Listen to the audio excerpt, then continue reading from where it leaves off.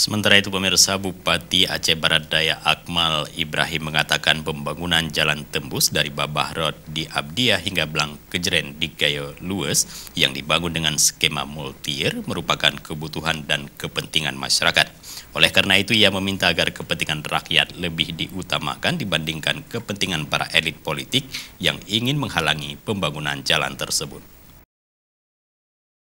Hal tersebut disampaikan Bupati Akmal saat menyambut PLT Gubernur Aceh Nova Iriansah di lintas Jalan Babahrod Blang Kejeren, Gampung Singgah Mata, Kecamatan Babahrod, Abdiah, Minggu malam. Menurut Akmal, pembangunan ruas Jalan Babahrod Blang Kejeren sudah tepat dengan menggunakan skema penganggaran secara multi-year kontrak, sebab pembangunan jalan tidak akan selesai jika penganggaran untuk pembangunan dilakukan secara per tahun.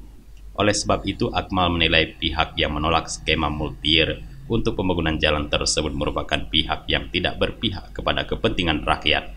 Akmal mengatakan pembangunan jalan tembus Abdiah Gayo Lues merupakan dambaan masyarakat sejak lama.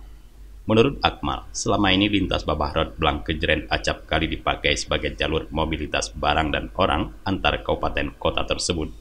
Namun tidak sedikit masyarakat yang mengalami kecelakaan saat melintasi jalur itu karena kondisi jalan yang tidak mudah. Secara khusus, Akmal menyampaikan terima kasih kepada PLT Gubernur Aceh yang telah menunaikan janjinya untuk membangun jalan tersebut. Kemudian ia mengapresiasi konsistensi politik Nova Iriansah yang tetap berpihak kepada kepentingan rakyat. Sementara itu, pelaksana tugas Gubernur Aceh Nova Iriansah menyatakan pembangunan jalan tembus di pedalaman Aceh termasuk diantaranya Babahrod Blang Kejeren merupakan cita-cita para pemimpin Aceh sejak dahulu. Namun ruas jalan tersebut sudah digagas sejak tahun 1988 saat kepemimpinan Gubernur Ibrahim Hasan.